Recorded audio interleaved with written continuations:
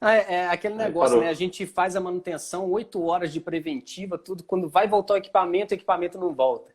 Aí você não faz É, nada, reseta, vou volta e fazer ele o quê? volta. É assim. Vou fazer o quê? Vou fazer o quê?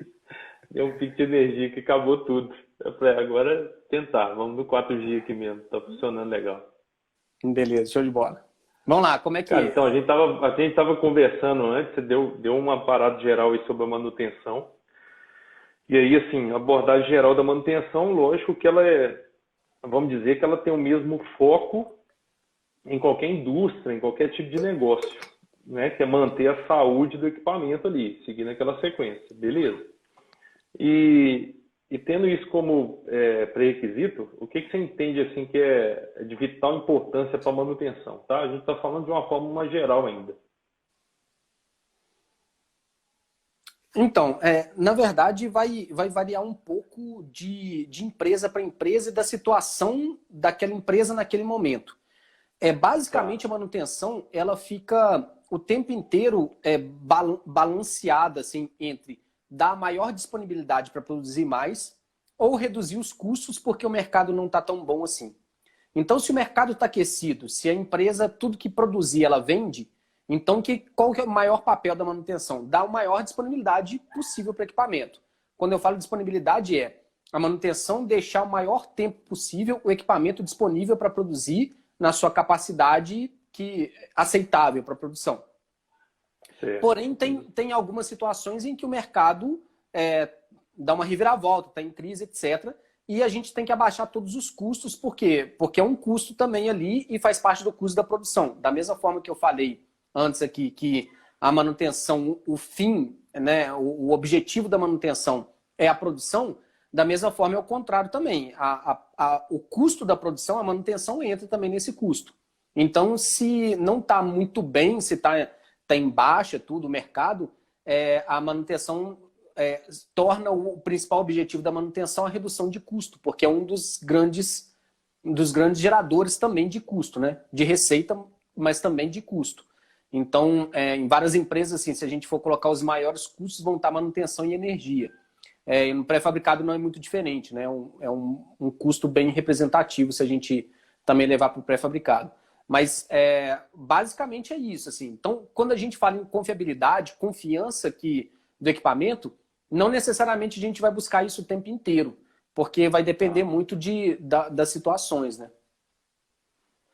Você citou aí o pré-fabricado aí, deixa eu só marcar aqui, já vou deixar o comentário fixo aqui de uma vez, que é para eu Show. esqueci. É, Você tinha comentado, então, assim, beleza. Dentre as indústrias, o que você entende que é peculiar, assim, do pré-fabricado? Trazendo agora para o pré-fabricado, tá? Da sua Tá. experiência que você teve na indústria e tal, o que você entende como específico dessa indústria? Tá. A primeira coisa que eu acho que o profissional da manutenção tem que entender, já que a gente é responsável pela saúde dos equipamentos e o nosso objetivo é fazer com que a produção aconteça, a gente tem que entender o processo produtivo. Processo produtivo, por exemplo, de uma cimenteira, é um processo contínuo. Ele é um equipamento que quase em linha ali.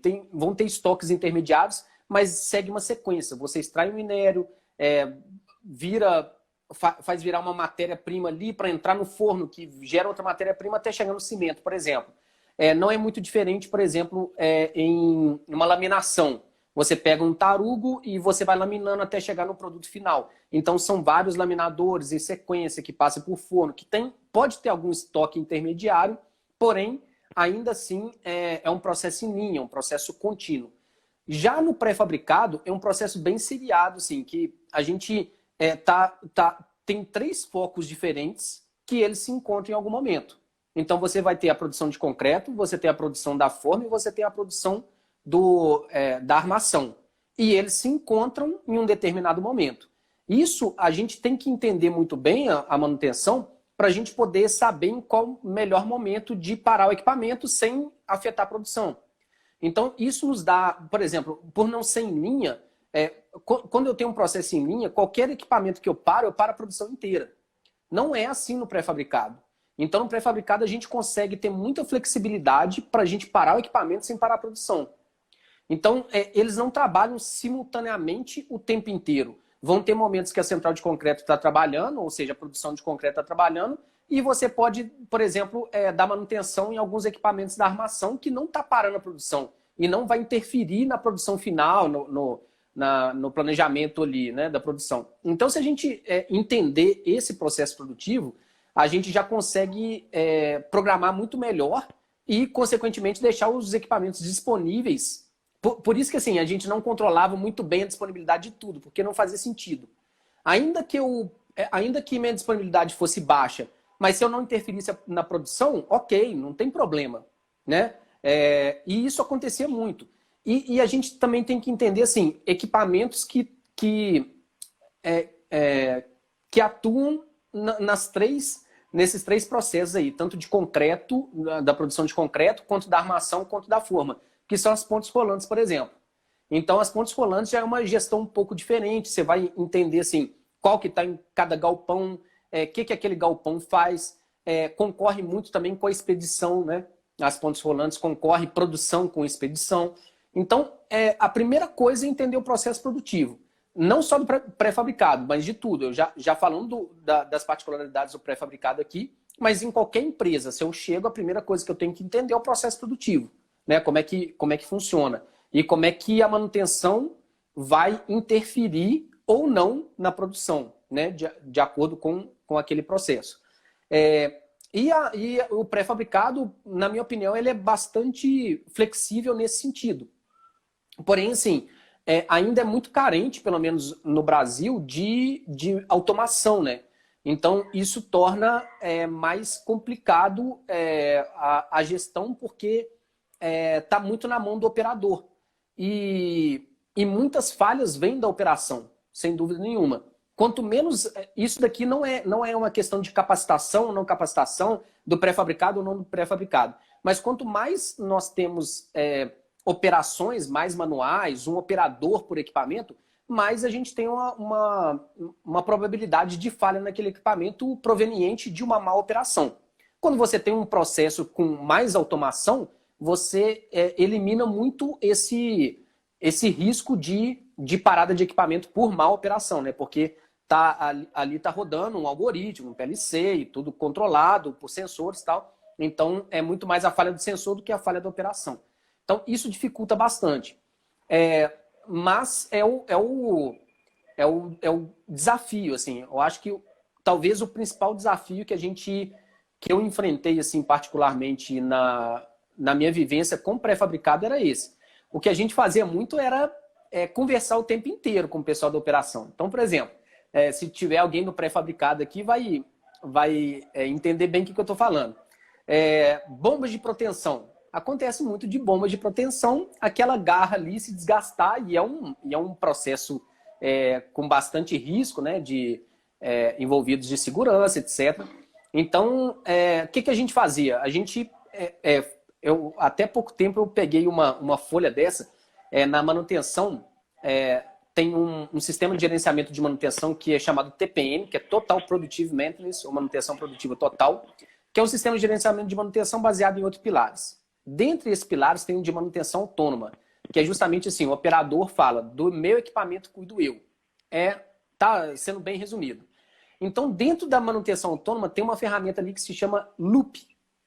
A sigla LUP, lição de um ponto. O que é isso? É um treinamento muito básico que cabe numa folha de papel, no A4, que é para ficar pregado no equipamento. Então, o que a gente fez, por exemplo, da bomba de proteção? Colocamos lá numa pranchetinha bonitinha, assim, para não sujar, que é a área, né, mais crítica lá, e com papel ali, né, como fazer para ele pegar o cabo, né, quando ele for protender, numa distância tal que não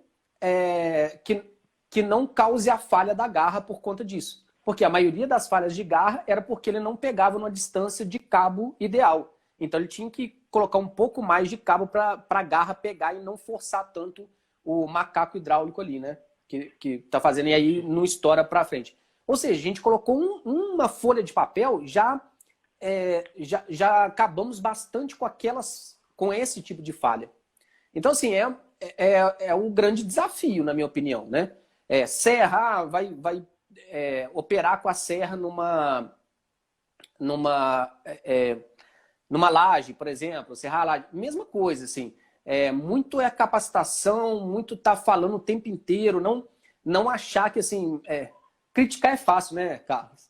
Chegar e falar assim, pô, o cara é burro, não fez o direito, não sei o que e tal, mas entender por que está sendo feito aquilo, às vezes o cara está sendo pressionado porque precisa expedir aquela peça e por aí vai, e opera da forma que dá para operar para poder enviar a peça. Então, assim, esse para mim é o grande desafio do pré-fabricado, é porque ele ainda é pouco automatizado, né? No Brasil, pelo menos. A gente já viu muita coisa assim, fora com bastante grau de automação. Mas as fábricas que eu conheci pouca, bem pouca automação, né? Isso dificulta bastante. Entendi. Então, você citando assim com uma abordagem resumida aí, né? É que, teoricamente, no pré-fabricado você tem uma facilidade melhor ou maior de atuar no ciclo produtivo, né? Porque você não tem uma fábrica em série. Você não tem um início de uma entrada e uma saída, vamos dizer que única, né? Você pode trabalhar em várias frentes de várias formas, né? Exatamente. Eu acho que seria isso, né? Exatamente. Então, você falando desse ponto aí, eu acho que assim, a gente está falando de situações talvez diferentes. Hoje no Brasil, a gente tem fábricas de diversos portes, né? Diversos tamanhos, né? De pré-fabricado, algumas que fazem lajes, outras não. Algumas que têm proteção, outras que não têm proteção. Em termos práticos, assim, o que você acha que qualquer fábrica deveria começar? Partindo do pressuposto que não existe nada de manutenção, como conceito de manutenção, tá? Entendeu? Vamos dizer que é aquilo que você pegou quando você iniciou sua carreira lá, vamos dizer. Tá. Ó, vamos lá. É implantar preventiva, tá? De que forma que isso acontece? A primeira coisa é o cadastro dos equipamentos. Então a gente tem que inventariar todos os equipamentos que tem lá. Então, só para ter uma ideia, né? A gente, na empresa que a gente trabalhou junto, a gente começou a fazer o inventariado no caderno, tá? A gente não tinha nem computador na época, estava entrando, estava provendo ainda os recursos. Então, assim, não tem desculpa. A gente estava fazendo no caderno inicialmente para poder passar depois o computador, etc. Então, tem que fazer o inventariado de tudo. E, assim, a gente às vezes toma alguns sustos. Por exemplo, nessa fábrica mesmo, eu perguntava para as pessoas mais experientes que estavam lá, cara, quantas máquinas de solda você acha que tem aqui? E aí a pessoa falava assim, nossa, tem muito, deve ter umas 20, 25 máquinas. E quando a gente foi fazer o inventariado, tinha 45. Ou seja, podia sumir a metade ali que talvez ninguém dava conta. Ninguém percebia. Então, assim, a gente tem que inventariar, e esse inventariado do equipamento vai até um nível de componente. Ou seja, eu tenho uma central de concreto. A central de concreto a gente pode dividir em matéria-prima, a todos os silos que vão, de areia, brita, etc., que vão prover esse recurso lá para o misturador para poder fazer o concreto. A outra parte é a própria mistura mesmo, misturador ali, tudo que está em volta, e tem, né, a parte hidráulica, enfim, tudo ali. Podemos colocar o sistema elétrico, né, acionamento elétrico. Então, todo o PLC, quando é mais automatizado, quando não é, no mínimo tem um painel ali de acionamento. Então, quando a gente separa o equipamento em partes, e essas partes subdividem em outras partes, ou seja, na parte de mistura, o que eu tenho? Eu tenho misturador, eu tenho o sistema hidráulico ali de abertura e fechamento, né, da comporta, eu tenho o silo de descarregamento, eu tenho a calha que descarrega o concreto e por aí vai. Então, assim, quando a gente tem toda essa estratificação, a gente começa a conseguir controlar alguma coisa. Sem isso, como é que a gente começa alguma coisa, né? A gente tem que... Quando a gente está falando, por exemplo, numa analogia de cuidar da saúde do equipamento, é a mesma coisa de falar assim, não, vou cuidar da saúde de todas as pessoas que estão aqui em BH, mas você não tem o CPF de ninguém. Você não tem nem sabe quantas pessoas que tem aqui. Então é como se você criasse o CPF de cada equipamento ali para você ter isso. Então esse é o primeiro ponto. O segundo ponto é você entender quais são aqueles equipamentos mais críticos no seu processo. Então, por exemplo, central de concreto. Eu acredito que independente da fábrica de pré-fabricado, e me corrija se eu estiver errado, né? vai ser um equipamento crítico, criticidade A. Eu tenho que estar olhando para ele o tempo inteiro. Senão, eu paro minha fábrica. Assim como a subestação, por exemplo. Subestação é criticidade A. Eu parou, para tudo. Então, eu tenho que entender quais são os equipamentos mais críticos dos menos críticos. Por exemplo, os menos críticos lá, a máquina de solda era um equipamento menos crítico. Ah, mas por quê? Porque ele não é crítico, você não precisa dele? Não, porque eu tinha tanto que poderia ter reserva de uma para outra, então se estragasse uma, deixa quebrar, a gente arruma como corretiva mesmo, como melhor estratégia, sim, porque eu tenho outra, coloco no lugar e não vou ficar gastando tempo e dinheiro da minha equipe para aqueles equipamentos que não merecem o meu tempo e o meu dinheiro, tanto quanto outros que a central de concreto, por exemplo. Então esse é o segundo ponto, né? Então eu fiz o inventariado, primeiro ponto. Segundo ponto, eu defini a criticidade dos equipamentos. O terceiro ponto é criar os planos de manutenção. E aí, assim, nós vamos nos deparar bastante, e acredito principalmente nas fábricas de pré-fabricados, com equipamentos que a gente não tem mais manual, são equipamentos muito antigos, etc. Cara, não tem problema. Faz da sua cabeça, da sua experiência. Se quiser ser mais elaborado, você pode usar um FIMEA ali para construir o plano de manutenção. Mas eu particularmente, eu não sugiro o FIMEA inicialmente, porque você complica muito e, assim, se demora demais. Se você quer começar perfeito demais, você está começando tarde, na maioria das vezes. Então, bota para rodar, que seja de um equipamento, que você já vai ter resultado naquele equipamento e isso já vai te dar resultado na produção e por aí vai. Então, foi o que a gente fez também. Cara, é a central de concreto, a chinel aqui na armação e são as extrusoras ali, beleza, meu foco são 3 equipamentos. Não são isso, né? Tinham 2 centrais, tinham mais extrusoras. Mas, assim, você resume em poucos equipamentos, que é muito representativo num contexto geral. Então eu olho primeiro para esses equipamentos. Vou criar os planos de manutenção primeiro desses equipamentos. Criados os planos de manutenção, a gente começa a girar uma rotina. Os planos de manutenção do pré-fabricado, 90% cerca em lubrificação e inspeção. Então, inspeção, checklist mesmo, como é que está a situação do equipamento. Basicamente, é uma comparação da situação ideal com a situação real. Então eu olho, vejo o equipamento e vejo assim, se ele tivesse 0 km, como é que ele estaria? Então tem essa anomalia, essa anomalia, essa anomalia. Cada anomalia vira uma outra ordem de serviço para ser executado depois.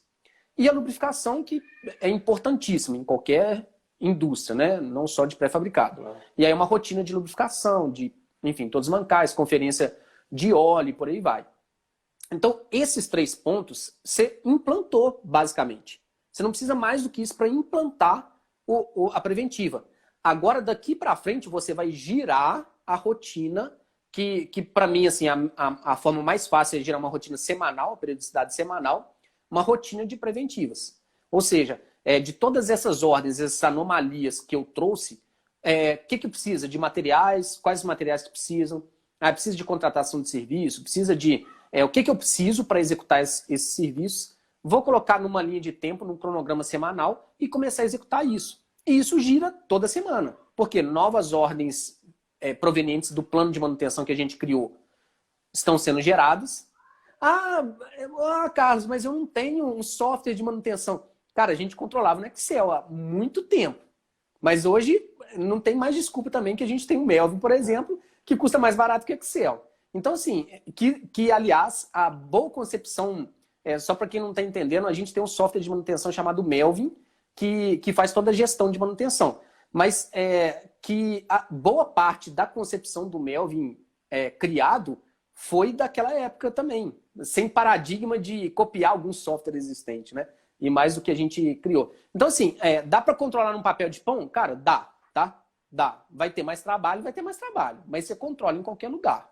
Então, claro que o software vai melhorar a vida, assim, 200%, né? Vai ser muito mais fácil. Mas dá para controlar em qualquer lugar. Então, assim, basicamente esse processo de implantação.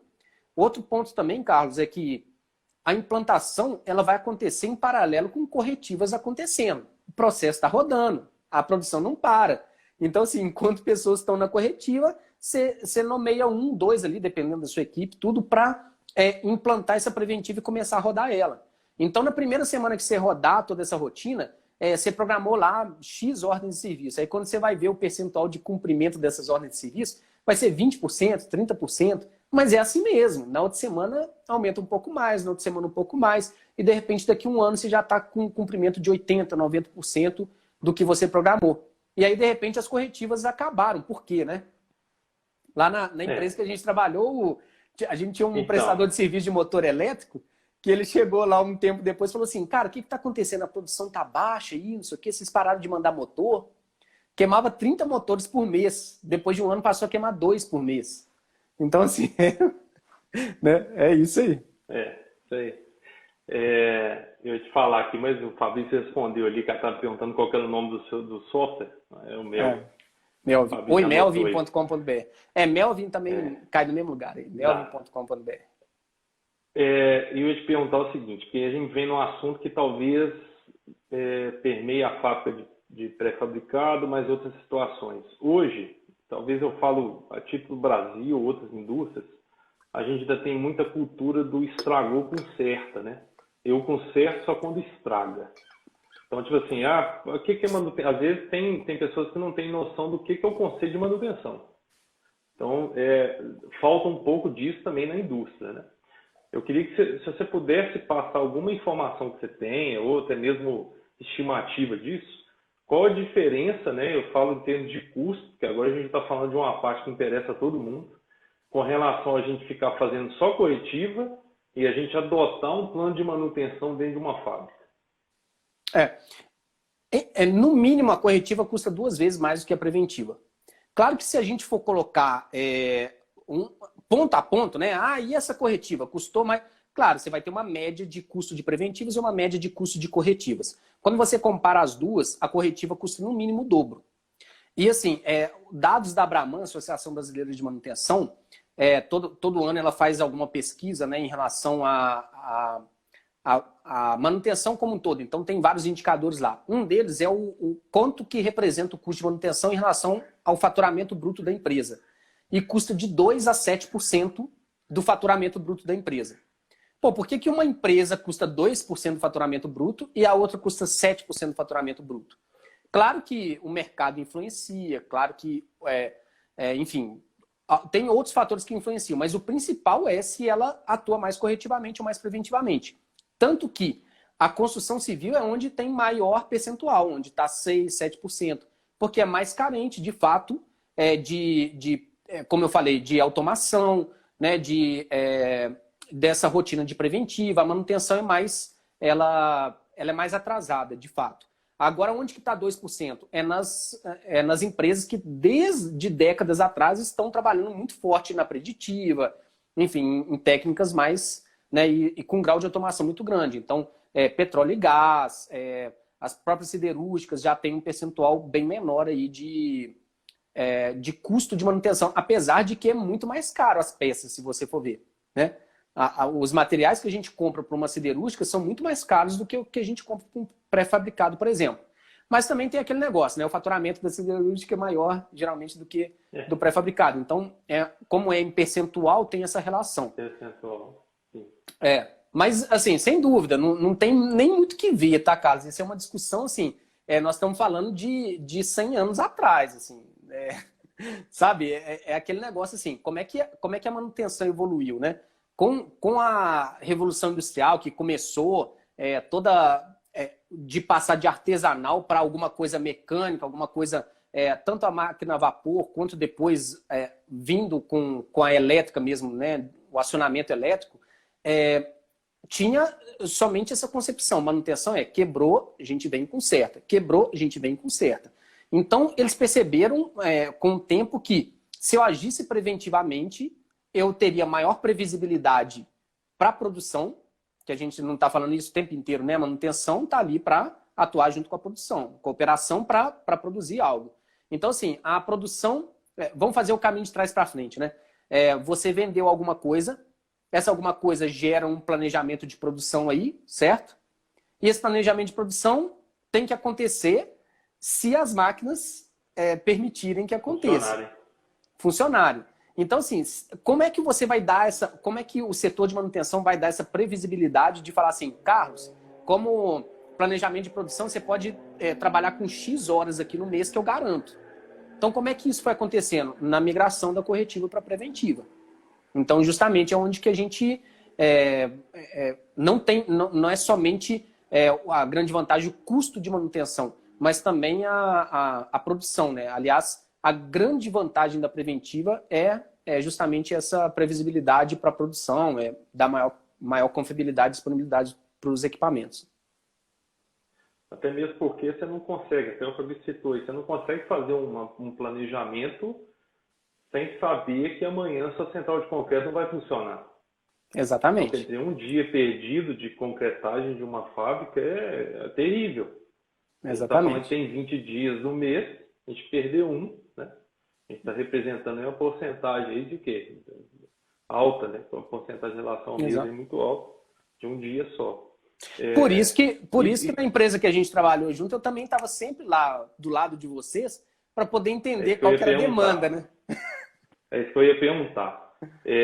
Com relação ao pré-fabricado, qual que era o desafio que você enfrentou com relação a isso? O que você acha que era o principal problema assim, com relação a isso? Na verdade, sim, a gente tem que ter um alinhamento muito forte, né? Cara, o que que vai puxar mais essa semana, esse mês? Porque às vezes, por exemplo, você tem uma demanda, por exemplo, de laje, né? De uma única extrusora. Então as outras não estão paradas, não estão se desgastando, e você está mandando ver em uma. É só nela, só nela, só nela. Então você tem que estar preparado para isso. As roscas vão desgastar em menos tempo, você já vai ter que ter em outro estoque. Quando a gente fala de preventiva, não é somente o checklist, o plano de manutenção, mas é toda uma mentalidade preventiva que tem ali por trás. Ou seja, não basta eu saber que a rosca precisa ser trocada. Eu preciso ter ela. Eu preciso ter essa gestão do material. E ela não liga para um fornecedor e fala assim, traz mais 6 aqui que acabou. Não, não é assim. Leva um tempo de produção, de fabricação e por aí vai. Então, assim, é toda uma gestão que está por trás ali para a gente poder estar preparado para isso. Mas principalmente, que eu acho assim, um grande. Eu considero que a gente teve muito sucesso nessa empreitada aí que a gente trabalhou junto, e eu dedico muita parte do sucesso aí o alinhamento que a gente tinha. O tempo inteiro a gente estava perguntando assim, o que vai pegar mais? E pensando também na frente, né? Por exemplo, o que vai pegar mais a semana que vem? Ah, nós vamos exigir muito dessa extrusora, por exemplo. Então faz o seguinte, tem como você planejar, fazer todo o planejamento de produção para que você não use a extrusora essa semana? Porque aí eu dou uma geral muito pente fino nessa extrusora essa semana, que na semana que vem que você vai atuar muito com ela, ela está muito boa. Então, assim, esse balanço aí, cara, é primordial para a gente ter sucesso, né? E é o que eu estou falando. Às vezes a gente parava uma extrusora, durante uma semana, isso não afetava em nada na produção. Pelo contrário, afetava positivamente. Porque a gente só fez uma troca o que eu iria produzir hoje, eu produzo a semana que vem, não vai ter problema nenhum, para deixar mais tempo para a manutenção atuar ali, e na semana que vem, onde eu vou ter uma produção mais puxada, ela está mais confiável, né? Eu queria te perguntar alguma coisa com relação a esse resultado final, vamos dizer. Qual que foi a diferença quando você chegou na fábrica sem esses critérios de manutenção e depois foi ele implantado? Conta aí para mim um pouquinho como é que foi esse resultado aí, em questões de margem, de custos, etc. A gente chegou, a gente tinha um certo custo de manutenção e a gente previu assim, vamos investir em manutenção, o custo vai aumentar um pouco e depois ele diminui e se mantém, né? Então, a gente contratou mais pessoas, nós depois contratamos um software de manutenção, fizemos uma sala do planejamento que não existia, construímos um estoque intermediário ali, paralelo para manutenção, que era, por exemplo, de motores reformados, tudo que não cabia no almoxarifado. Nós implantamos o 5S na fábrica toda, né? Não somente na manutenção, mas a gente que puxou o 5S na fábrica como um todo, de descarte, de tudo isso. Então, assim, por exemplo, nós aproveitamos aqueles tambores, né, de óleo, graxa, que lavava ele, pintava bonitinho, colocava a tarja e colocava nos pontos que gerava aquele tipo de descarte, etc. Nós, como eu falei, contratamos mais pessoas, então o corpo de manutenção subiu, o número de pessoas, que era em relação quando eu cheguei. e hora nenhuma o custo aumentou em relação ao que era antes. Como prova aí que a corretiva custa mais caro. Então, a gente manteve, nós não aumentamos em hora nenhuma, e depois manteve, assim, que a gente entendeu que abaixar também não era interessante. Manter, a gente mantinha a confiabilidade dos equipamentos também. Nos 2 anos, a gente quebrou recordes de produção aí, você pode falar melhor do que eu, né? Então, mais uma vez, o nosso indicador é produção. A gente reverteu uma situação de uma obra que não iria ser entregue definitivamente no prazo, e foi. Claro, não é o resultado somente da manutenção, é o resultado de todo mundo. Mas com a realidade que tinha de manutenção antes, definitivamente também não iria entregar. Então a gente conseguiu entregar isso tudo. E, cara, assim, uma coisa que para nós da manutenção tem muito valor, e talvez para outras pessoas não tenha, e assim, eu tenho muito orgulho de ter saído da empresa e ter deixado lá, é que assim, a gente tinha 6 pontes rolantes, cara, sucateadas. Sucateadas. Eu tinha medo daquilo. E a gente entregou as 6 pontes novas, reformadas, bonitinhas, sem crescer outra coisa também. Toda uma parte da gestão ali que... enfim, eu já fiz algumas lives no meu canal para falar sobre isso também. Do que a gente viu, do backlog, como atacar isso e tal. E a gente conseguiu, sem parar a produção, sem afetar na produção negativamente, afetou positivamente depois, porque deu mais disponibilidade, mas a gente deixou vários equipamentos ali sucateados, a gente deixou novos de novo aí, com uma reforma geral do equipamento e tudo mais. Então, cara, assim, nós deixamos um bom legado lá, viu? Saímos da empresa, mas saímos com assim, bem tranquilo, sabe? Então, o que acontece é que você está me falando que a implantação de uma manutenção, você consegue manter o custo que você já tem e melhorar a disponibilidade. Ou seja, jamais é negativo, né? A gente está falando de uma situação que é extremamente positiva.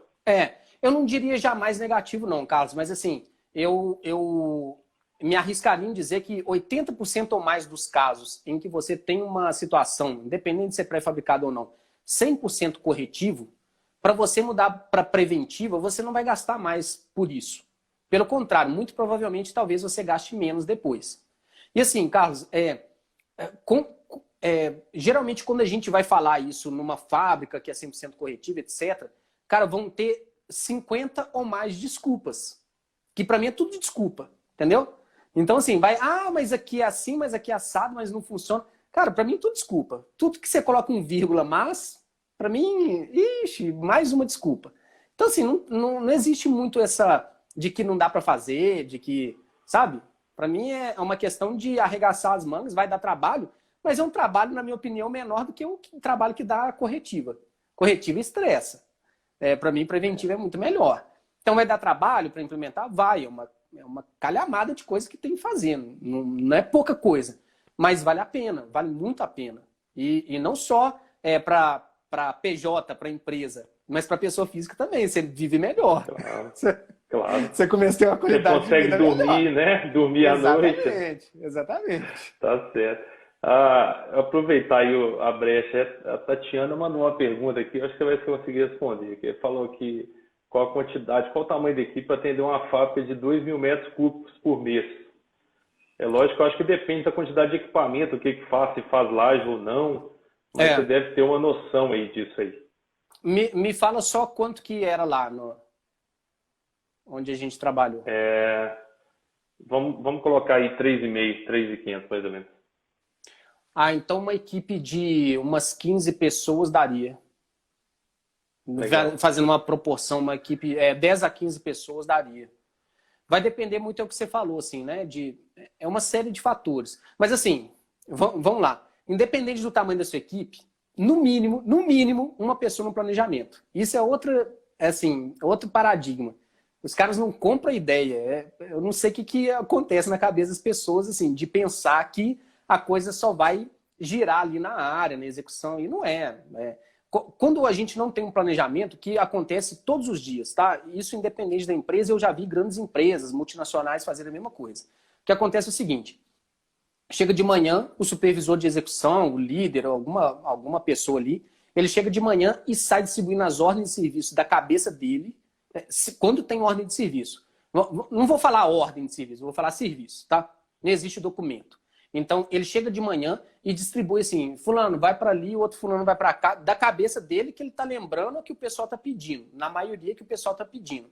Então, às vezes, a gente chega de manhã e já tem tanta solicitação que falta gente. E aí você distribui a equipe ali e boa. É isso que acontece, geralmente. O que a gente tem que fazer, quando eu falo que tem que ter uma pessoa no planejamento, uma no mínimo, é que a gente inverte essa situação.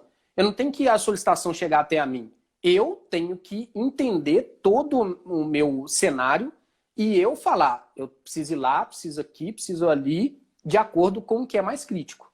Senão eu fico atendendo quem chega primeiro. E não é isso. Eu tenho que atender quem é mais crítico, né, primeiro.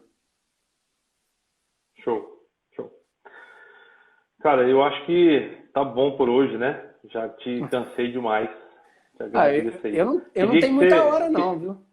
Não, é que daqui a pouco o Instagram vai cortar. É o Instagram então que tem, né? Mas eu queria que você falasse um pouquinho do trabalho que você faz, o pessoal, e sobre o canal, né, da Manutenção em Ação, sobre um pouquinho do Melvin, e deixar sua mensagem aí pro pessoal sobre esse assunto aí que às vezes é esquecido. Vamos lá. Então, eu sou engenheiro mecânico e trabalho há mais de 15 anos aí na área de gestão de manutenção, para quem falei no início, mas para quem não estava. Hoje a gente tem um canal, eu e meu sócio, que é o Eimar, que também trabalhamos juntos na mesma empresa, a gente já tem uma parceria de muitos anos aí. A gente já empreende junto há mais de 5 anos, né, eu e o Eimar, e a gente tem um canal chamado Manutenção em Ação, que é esse que a gente está fazendo a live agora. O Manutenção em Ação, a gente tem alguns cursos, é uma plataforma de treinamento, mas para quem quiser conhecer, a gente está no LinkedIn, Instagram, Facebook, YouTube. Todos os dias tem conteúdo gratuito aí em todos esses canais, então é só digitar Manutenção em Ação em qualquer um deles que acha a gente. E agora, no dia 13 de setembro, a gente está começando o que a gente chama de Maratona 4.0, que vai ser uma série de 11 lives na sequência, e a gente vai abordar justamente esse assunto, assim, qual que é a necessidade hoje da indústria 4.0 e como se tornar um gestor de ativos que a indústria 4.0 precisa.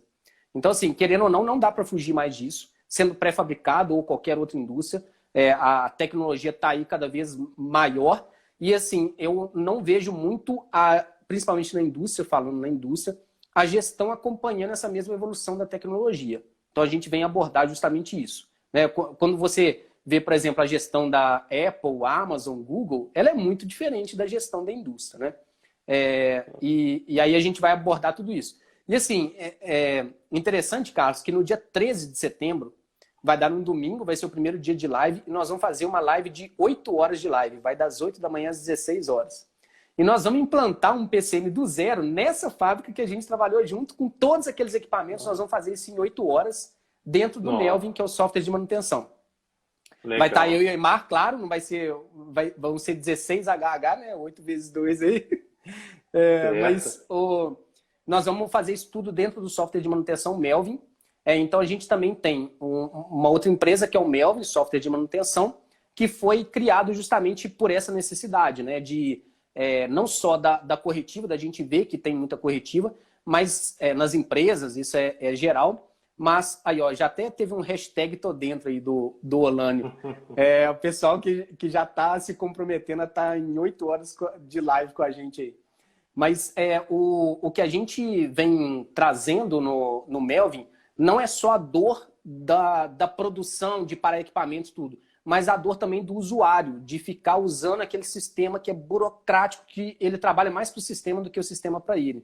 Então, a gente está hoje em várias empresas com o Melvin, que o usuário é o mesmo cara da execução ali, do supervisor de área, é o mesmo que está atuando no sistema e ele dá conta de fazer as duas coisas porque ele passa muito pouco tempo no sistema.